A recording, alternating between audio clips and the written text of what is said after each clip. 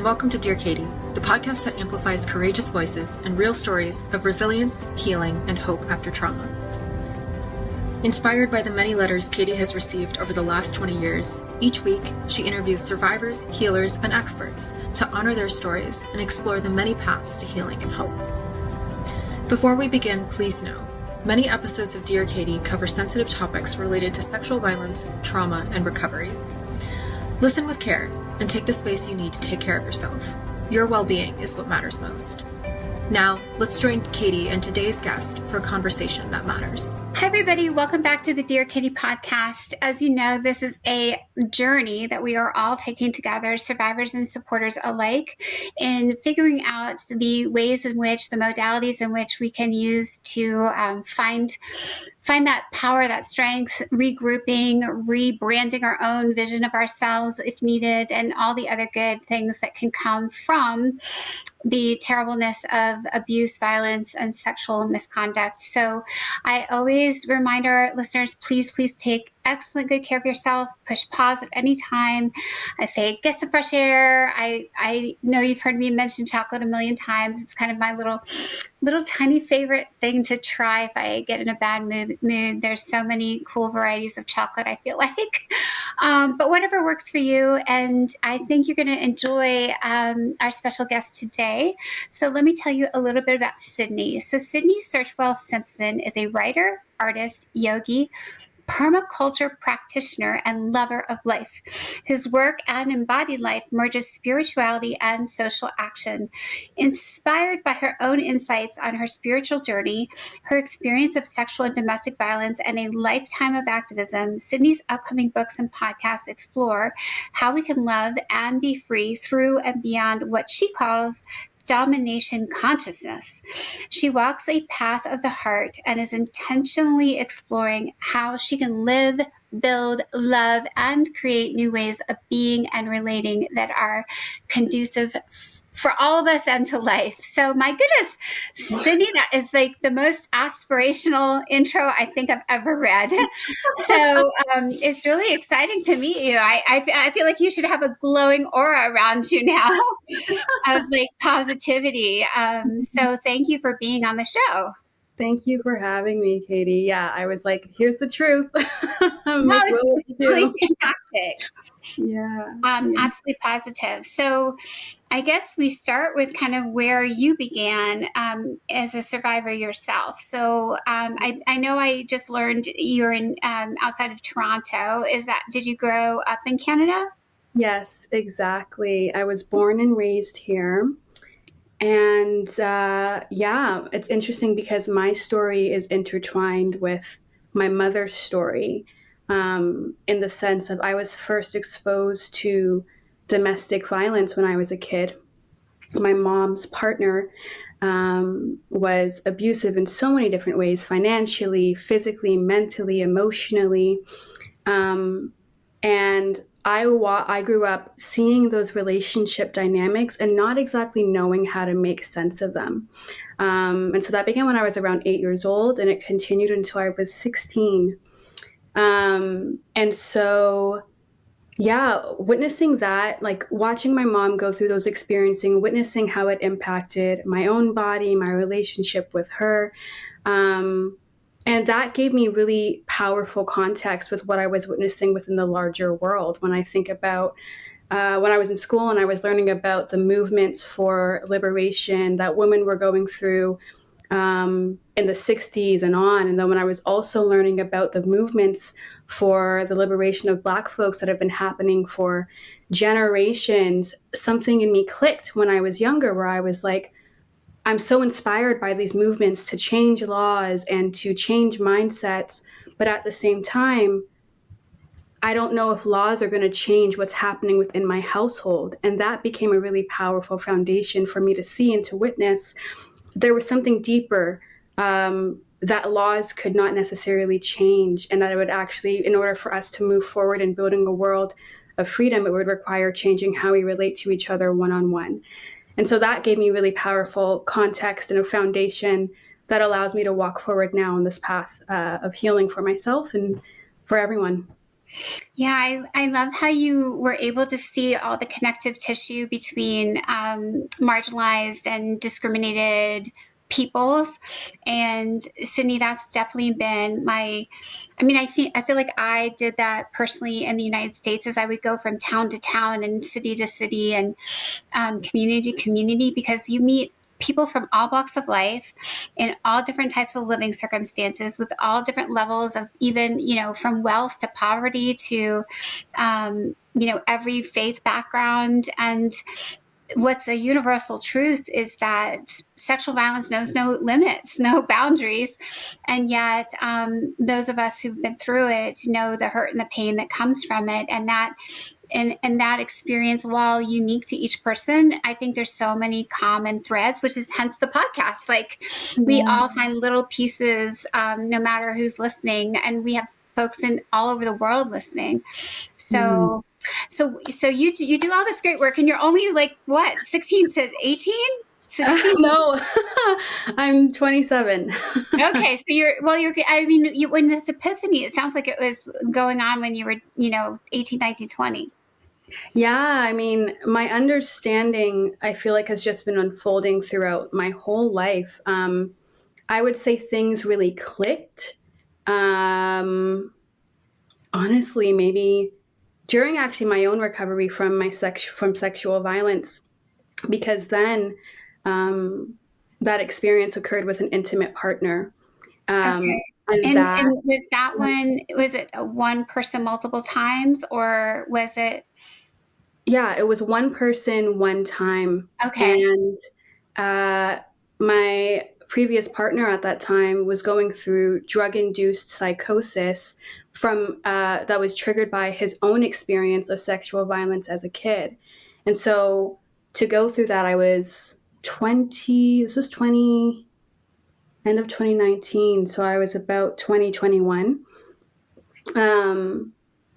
And I could feel and see sort of like the complex layers of myself being a victim of sexual violence, and the pain that my partner at the time, had acted upon. And that whole experience of healing ultimately that's what led to that catalyst, that like immense understanding of this person that caused immense harm to me. Like, something has been ruptured in our relationship. And that happens, I think, with everyone who experiences sexual violence, whether or not they know the person who caused them violence or had a relationship with them personally. There's been a rupture in our relationship. And my focus was, how do I now begin to repair the lines within me that have been cut and violated and are now tangled? And if I so desire, how do I also repair that relationship between myself and my previous partner? And so that became where it's a larger relational issue, sexual violence, and it's impacting, like you said, people all around the world. Mm-hmm. Yeah. So going back to that intimate partner violence, Mm-hmm. can you talk a little bit about what happened, just so some of our listeners who are learning from you might say, oh, that's so close to what happened to me? Yeah, completely. Where to begin? I think the story really begins, my previous partner, who I was with, we were in a long distance relationship, and we were preparing for his visit, a Christmas visit, to come meet my family. We had been separated for months at this time. It was a very, very exciting time. And about 2 months out of that trip occurring, was when he began to experience his first psychosis episode. And this was troubling for so many different reasons. And long story short, essentially, about a week or so away from the initial travel date when he was supposed to arrive in Canada, we got the okay from his parents and his families and the doctors, like, he's okay, he's recovering, everything's good. And so the first week, everything seemed to be a-okay with his mental health, and there was, less discussion about what was going on. There was a lot of avoidance. And then one day, we had both consumed weed. And that triggered his psychosis once again. And this was like a huge thing that I did not know how to deal with in person.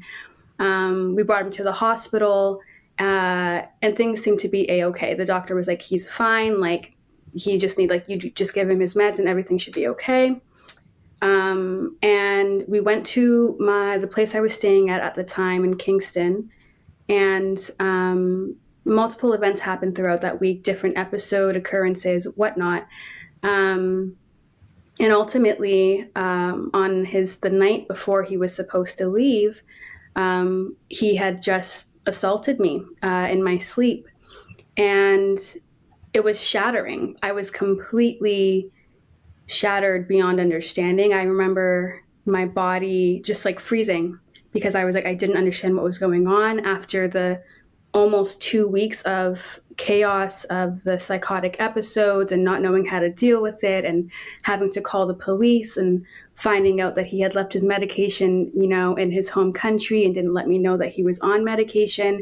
All of that just sort of exploded and through that event.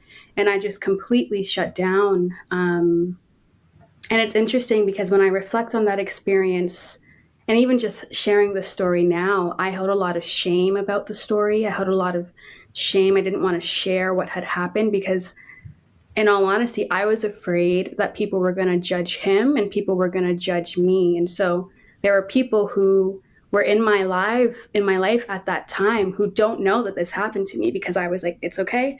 I'm just going to deal with it myself and just try to make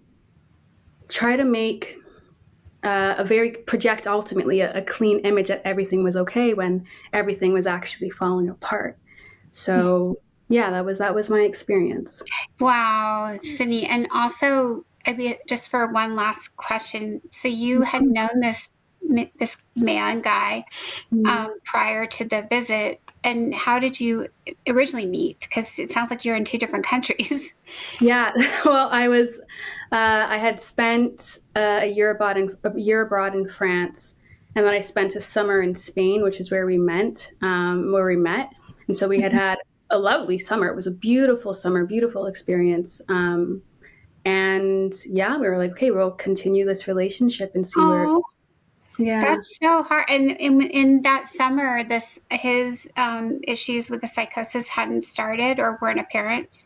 No, it was such a drastic shift from the very first half of our relationship. Yeah. Mm-hmm. That sounds really frightening, Sydney, in so many ways, because especially when you think you know someone, you start to doubt. I can only imagine you would doubt your own judgment. Like, what is wrong with me that I didn't see this? But my goodness, it's certainly not your fault. But it looks like you took that next experience, and then your work is so fascinating. So how soon after recovery did you start doing all these other things? And did you have a job at the time that this happened? Like, what were you doing with your own? I was a student. You were still a student in college. Yeah, I was in my final year of university. And then not only that, but it was the beginning of the pandemic when all of this was unfolding. So in many ways, like what ultimately happened was the work that I do now is based on the practices that I learned and applied to myself to access healing. And it was almost a bit of a blessing, that time, because everything shut down. Couldn't find a job. I finished school. I had gone through this massive traumatic event, which actually was a catalyst that made me realize, oh, Sydney, like, you got to also heal from the trauma of your childhood. And so, it was having that complete space just to really, really connect with my body again, to connect with creating safety in my body again. I was just constantly stressed and uncomfortable. Yeah. I didn't feel safe around men. I didn't feel safe within myself. And also all that shame was sitting on my expression as well. And so, it was the practices of yoga and meditation and a whole hell of a lot of journaling. I had to connect to my story at the end of the day, and also claim that it was my story to tell. And that was also a very vulnerable process, because someone whom I had loved, had such a powerful, dear love with, his story was also a part of it. And so to really be like, but this is my experience and this is what I'm making from that experience, was very critical. Did I answer the question? Yeah, you did great. You did wonderfully. And so now, I mean, I guess that's the blessing of COVID, is it gives us pause and it does give us space. Obviously, it caused loss of life for many different families, but it feels like you used it really well, and it was almost like you could do an entire deep dive for an extended period into probably lots of modalities from, you know, your bio and your experience. So let's talk about your knowledge journey and how you said you kept applying it to yourself. So you're like the doctor and the patient all at once. So how does that work? And what do you have an order that you went in? Like, was it just random? Was it like, oh, this one sounds really interesting, I'm going to try this one first? Or did you stack them? Like, what does it look like? A lot of it was very like intuitively guided. I think the power of meditation, which is something I've been practicing for years, at this point, the power of meditation is that it really connects you with like your intuition. And I'll also say I felt very, very supported by my ancestors and the women before me who have experienced similar forms of violence on a collective level and on an individual level. So their support and their presence, I have no doubt, was also guiding me and understanding this is what it is that you need to heal. I would say yoga asanas was the first. I have a dear beloved teacher, Dr. Chelsea Jackson Roberts, who was so critical in helping me understand yoga asanas, the physical postures, as a way to really, really connect with my body and to sort of find wholeness within. And so I did that I still do it like sometimes twice a day, because the medicine for itself, it really does. And then I had a dream. This is actually a very important part of the story. I'm amazed that this didn't come up. But I had a dream around a month after the sexual violence episode. And it was 3 nights in a row. And at that point, I had completely stopped dreaming. And in this dream, I didn't see anything. It was just blackness, but I felt a very loving presence.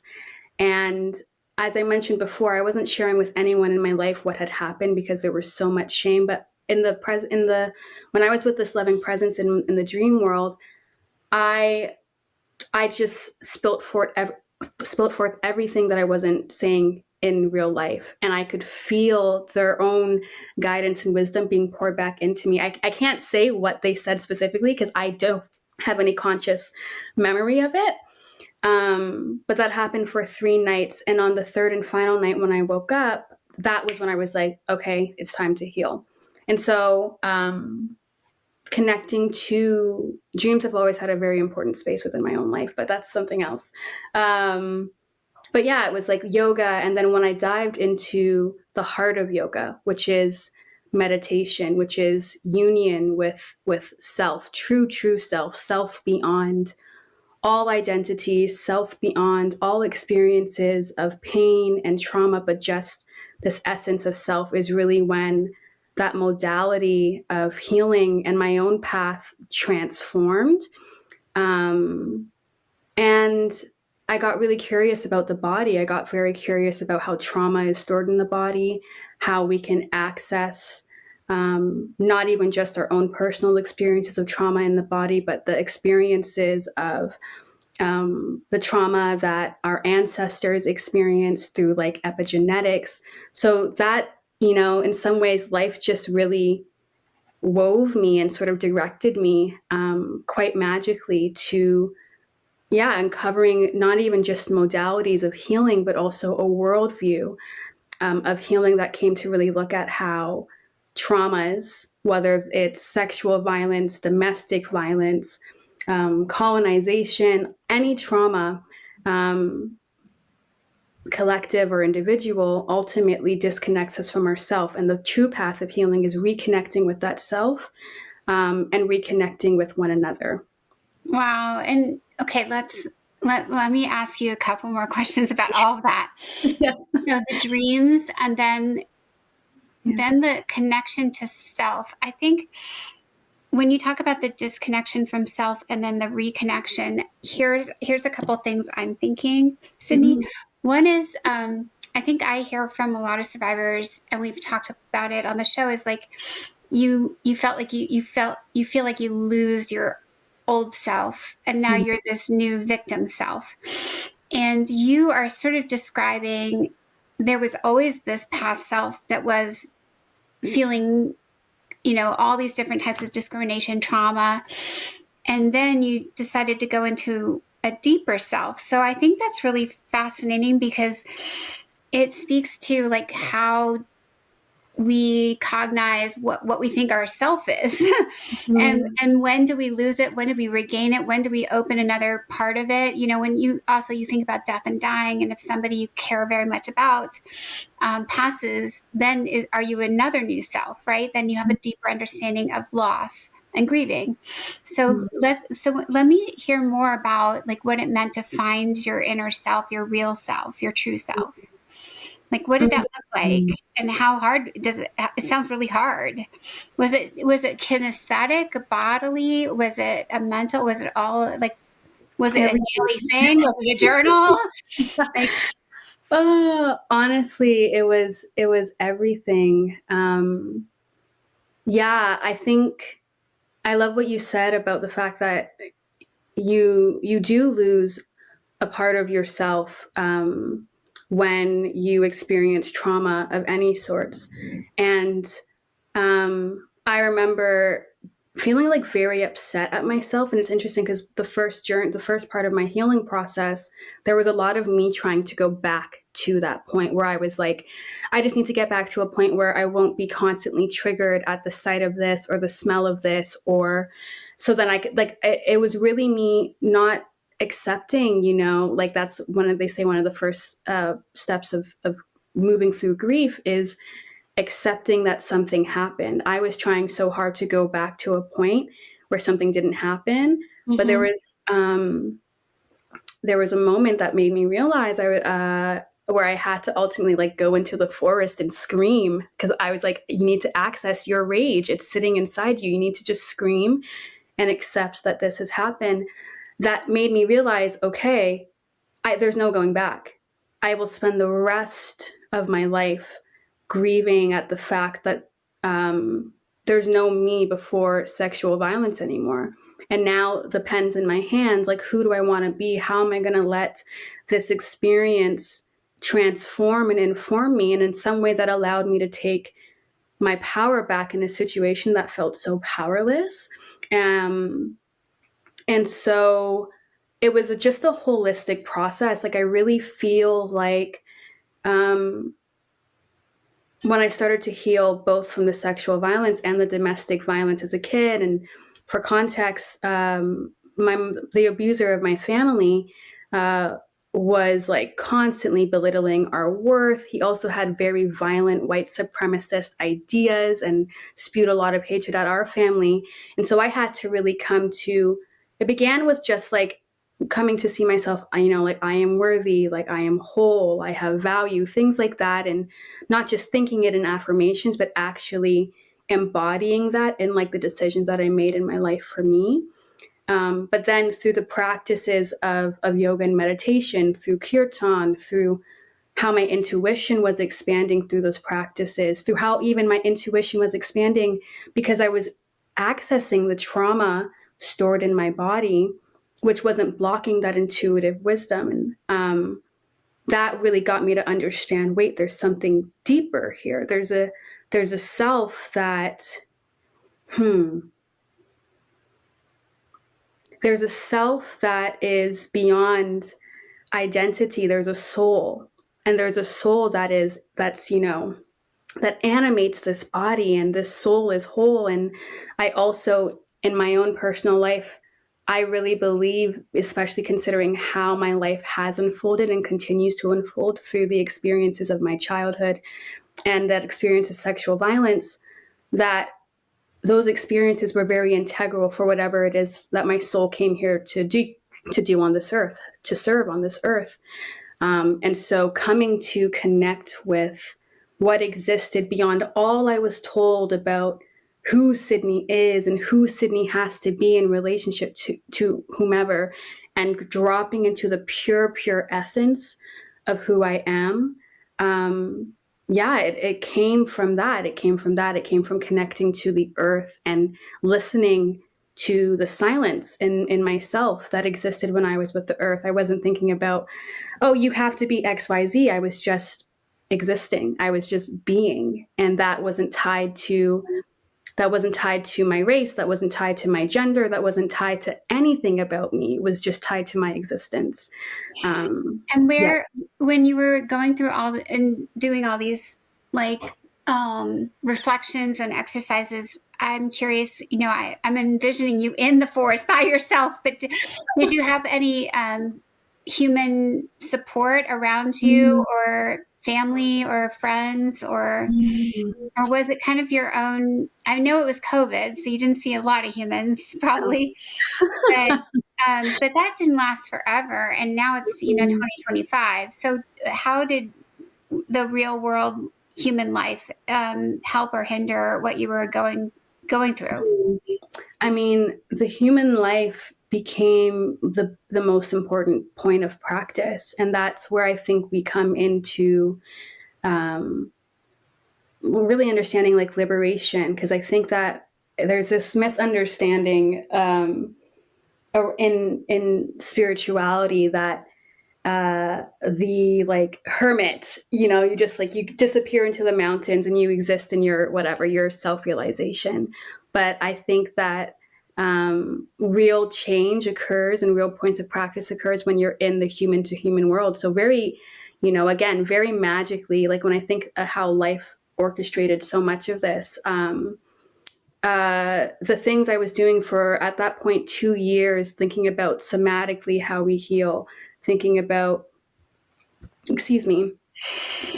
how our traumas disconnect us from the very truth of who we are, and how healing is connected to that. I was able to work a wonderful job with Rev. Angel Kyoto Williams at their organization, Transformative Change. And she is a Zen Buddhist who does a lot of work around racial justice and connecting people with liberation. And so that was really a wonderful step in me expanding community, I could engage in not even just ideas, but engage more deeply with what it was I was experiencing. And at the time, during that healing process, after I graduated from university, I moved in with my sister and my brother. And that's when we were doing a lot of embodied practice of this is how it is that we move forward as a family. And so they were all the community I met there with Transformative Change, my family, my friends who were also going through their own healing and their own accessing of like this juicy spiritual moment that we're living in, that we're alive in, that's calling for change. Those who were awakening too, like we really found each other. And I'm happy that you mentioned that too, because I really began very isolated. And I think that was a necessary part of my process. But now the healing can only go so far in an isolated context. Healing really has to happen relationally. If the harm happens in a relational context, the healing also has to happen within a relational context as well. Nice. I'm glad you answered that question, Sydney. I think that's really helpful, and it gives me a better picture of exactly what you were going through too. And so the yoga was the first, the Zen Buddhism and the other, like tell me, because your list is long of all the things you've done. What was another like really like breakthrough? Did you feel like it was a steady pace of like, I'm doing this and this and this? Or did you feel like, oh my gosh, that was another big leap up a mountainside? Were there big steps or was it more gradual? That's a good question. I feel like it was gradual, and a lot of them sort of like pooled into each other. And yeah, like I really think now that I look back, because it's only been around 7 years, but it feels like a whole lifetime that has happened in one section. But yeah, things just sort of pulled into each other. And at the time I was trying to experiment. I mean, because I was experiencing the healing that I was getting from yoga and meditation and this deep connection with the earth, I was like so excited. I'm like, hey, everyone, like, listen, like, look at all these great things that we could, be really, really paying attention to and exploring and engaging with together. And I was trying to put this all into one thing. I spent a lot of years trying to cram spirituality and activism and permaculture all into one thing. And then I sort of just only more recently realized, like, Sydney, they're united within you. Like, you don't have to follow a very fixed path. You can sort of explore where your heart leads and what you're curious about, and just sort of like see what happens. And that has made this journey so much more fun, so much more playful too. And I also think that that's an incredibly important aspect for all people to connect with, but especially survivors of sexual violence, to become familiar again with play and discovery. And that comes from being able to feel safe with life, being able to feel safe in your body. So yeah, very, very gradual. Okay, that's interesting as well, Sydney. Thank you for sharing that too. So I guess now, and I guess I want to go back to the brother and sister. So obviously they were trying to heal from the childhood experience alongside you, correct? Yeah, in their own ways. I think when we moved in together during the pandemic, it was also in the same household that all the abuse occurred in. And oh gosh, that must have been so hard. Well, I had a lot of resistance. You have no idea. I had so much resistance. I believe it. I feel like you needed to repaint all the walls, hang up entirely, like change the lighting, knock out some walls. Like I mean, that's how serious I got in I would rearrange. So Cindy, here's a weird little fun fact. Because when I was starting at 18, I would go, my way of healing was basically live as a nomad, go from town to town, live in a hotel or in some RA's room for one night, and then go on and do it again and do it again and do it again and share and share and share and learn from, all these speeches. But I never wanted to mess up the RA's room, the resident advisor. But if I was in the hotel, I was moving the furniture around. Like, I'm not, like, the bed is not going near the wall. I'm pulling things away. It's just like, I feel very strongly about space and, chi or whatever that is. And like, I think it really sits with your head space, especially if you're trying to like sleep or regroup. And it's really hard for, I think, some of us who are especially visually oriented to shut out the nightmares and flashbacks and like the physical surroundings. Like, even if you close your eyes, you can instantly know how big the room is and you've just seen it. You know what I mean? I know. Really, completely. yeah, it's so weird. And I think a lot of non-survivors don't know what that feels like. As well, but that's why I was like, oh my gosh, in the same room, same house. That's like double whammy. I can't believe it worked. I have so much faith and appreciation and gratitude for the grace of life, because all of that happened. I resisted because I was like, I'm going to be unsafe. This is just so uncomfortable. I don't want to do this, but I had to. Like, something in me was compelling me to move forward. And so, along with like the trauma that my family and I inherited, we also inherited relationship dynamics because of that trauma. And I feel really blessed and grateful for those 3 years that we had lived together.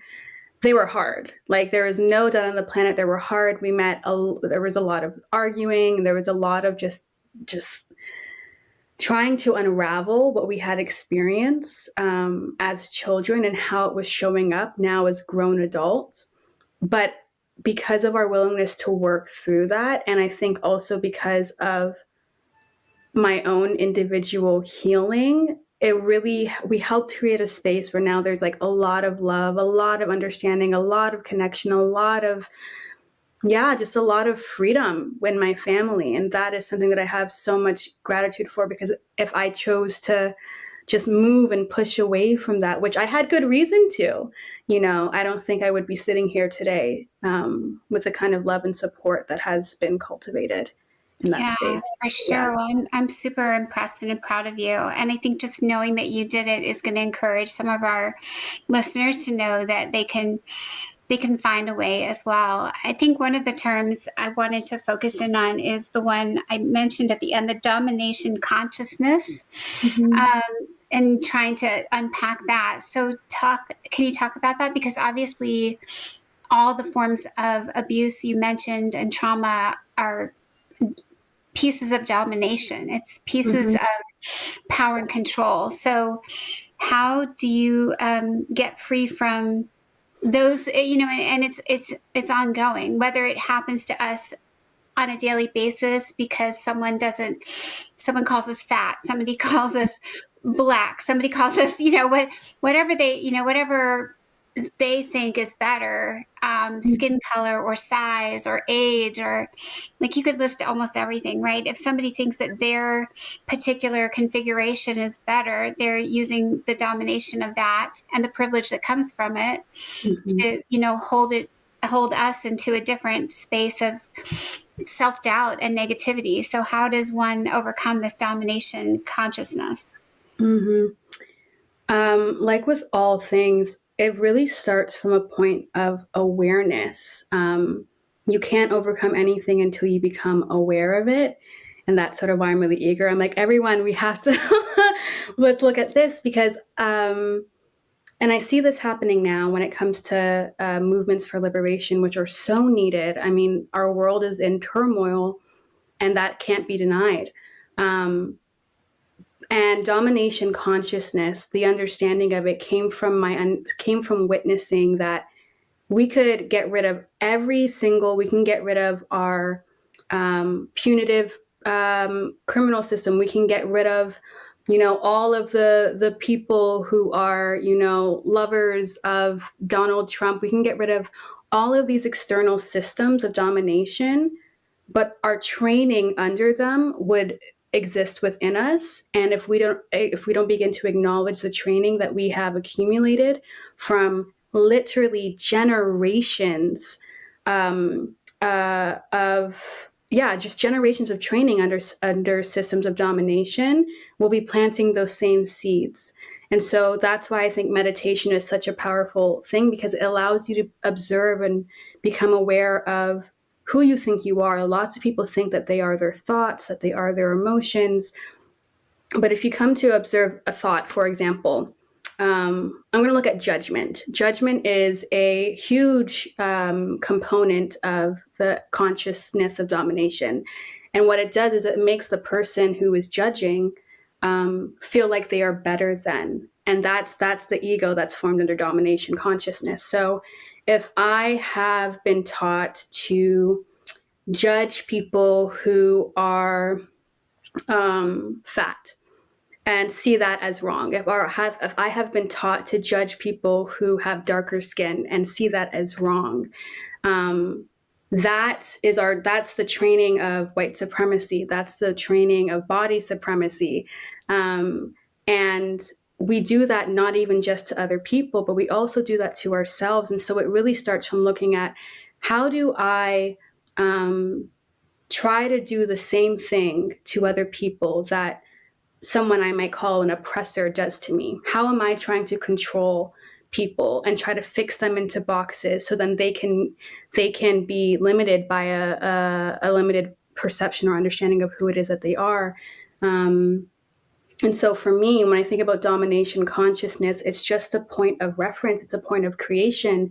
And if we evolve beyond the training of systems of domination, which has formed this consciousness, and if we evolve beyond the egos that we have all formed to survive under these systems, I think that's when we can really tap into a deeper sense of freedom, a deeper sense of who it is that we truly are at our core, because our training is no longer hijacking our relations.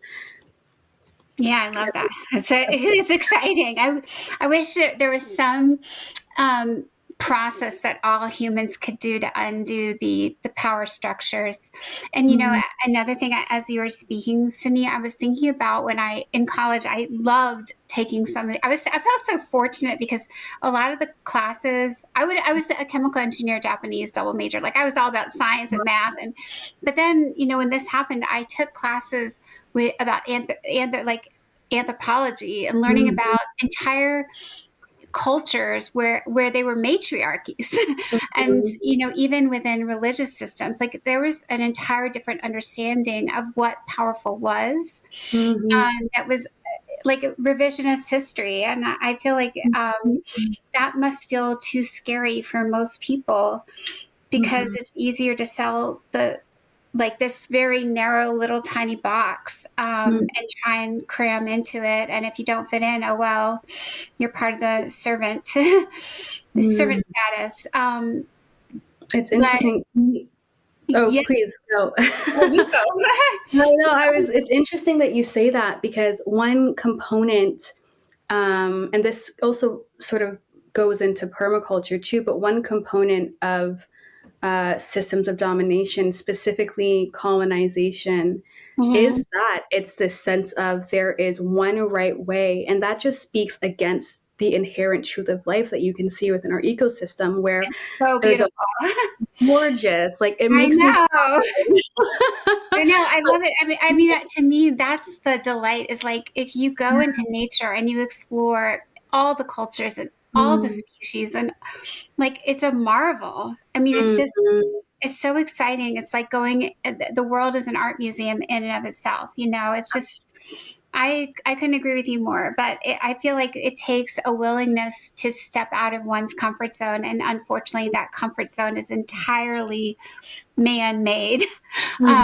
Or patriarchy, or just culturally myopic, and it feels very narrow. But you are living the best life, Sydney. So how do our listeners like pull off a chunk and say, like, this is something I want to try? Where would they start? Yeah. What would you when it comes to becoming free from domination consciousness? Yeah, where would they start? Gosh. Let me meditate on that.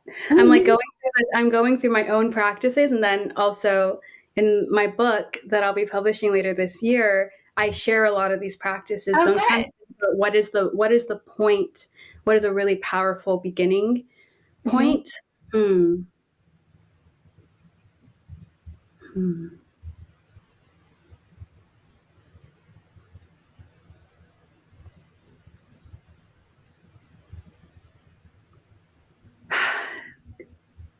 Again, I just keep being returned to self-observation.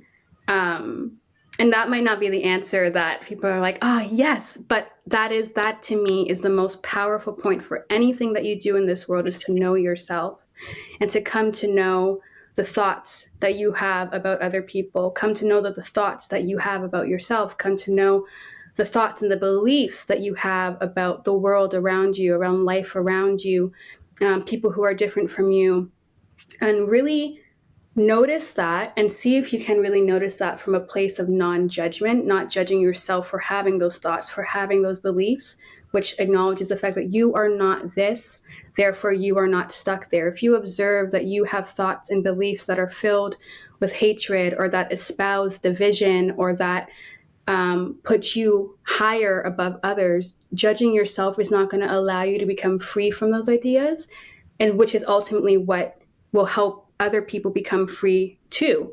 And so I really think dropping into that self-observation and just inquiring self-inquiry is one of the most important components of yoga, inquiring, where did this thought and belief come from? Did it come from what I learned through the media? Did it come through what I learned from my family? It could have come from absolutely anywhere. And ultimately, at that point, coming back to relationships, you have to then decide how you want to be in relationship with that. Now that you have an awareness that you might have a limiting belief about women, if you're like, I don't know, a man who has a belief that women are there for your own pleasure. Where did that come from? Is it authentic to who it is that you are? And now that you have that awareness, what are you going to do with that? If you have a belief that Black people are all criminals, or that if you have a belief that you have to be better than other people in order to have any sort of sense of self-worth, really begin to not even just think, but open up to the possibility that that's all wrong. None of it is actually true. And we have to decide, once we are aware of anything, we have to decide how you want to be in relationship with it. So build up that practice of self-observation through meditation, through connecting to people who are also perhaps observing challenging thoughts, challenging beliefs, and really just come to observe who you are within in relationship to the outer world. And once you begin to change this, you'll begin to see your outer world change. That to me is the most important thing. And that meditation doesn't have to be sitting down. The goal, I think, when it comes to meditation is to be able to use every moment, this conversation with you, Katie, when I'm at work, it's all meditation, because it's all about being very present, being very aware, and being really grounded into something beyond thought. So you can do walking meditations, whatever gets you present, whatever gets you connected, whatever gets you still within yourself. Use that as the opportunity to observe, to ask questions, and build your capacity for discomfort, because you're going to face some really uncomfortable things, untruths about who it is that you are. It's going to feel like truth, but my Rev Angel says this, and it's such a powerful teaching. Like, you feel the discomfort of untruths because there's a truth within you that this doesn't resonate. So it's like, lean into the discomfort of what it is that you uncover from that self-observation. Know it's just training, and know that at the end of the day, you have choice. That's the most powerful thing. You have choice to decide how it is you want to relate to yourself, how it is you want to relate to other humans, other life beings, animals, insects, the earth. And I think that's what's really going to move us through. Thank you. Yeah, Cindy, that is a glorious statement. And I know you've given tons of great ideas, and just your own journey is inspirational in and of itself, and so clear. Like, I think it was so helpful the way you described each part. And thank you for your generosity in sharing it with all of our listeners. And I can't wait for your book. This might be out around the same time. So hopefully this will boost interest in your book, and our listeners will go find it. So thank you for joining us, Cindy. Absolutely. Thank you, Katie. Yeah, and for our listeners, my goodness, what another, I feel so amazed by all of our guests. Each and every one, I feel, is offering another chapter, another page, even another sentence or another breath of air to each of us. So, take what you find, listen to it again if you need to, listen to it once, then come back to it in a month and listen to it again and see if you're in a different place, especially if you started that analysis and observation and listen that Cindy described. So thank you, listeners. Together we are stronger. We are never alone in our survivorship and our healing journey. Please use the Sexual Assault Legal Hotline if you're ready to take that step in your healing journey. It is totally free, and it's on the Take Back the Night website. And otherwise, stay tuned for another episode, and be well. Thank you so much for joining us on this episode of Dear Katie. These conversations are never easy, but they're always necessary, and we're so grateful you chose to share this space with us. If something in today's episode stirred something within you, please give yourself what you need. Whether that's rest, support, or just a deep breath, you're not alone. To hear more stories, resources, and survivor-centered conversations, be sure to subscribe and follow us on your favorite podcast platform. We want to hear from you, so please leave us a review and share your feedback. Your thoughts help us create episodes that resonate with listeners. Until next time, take care of yourselves and each other.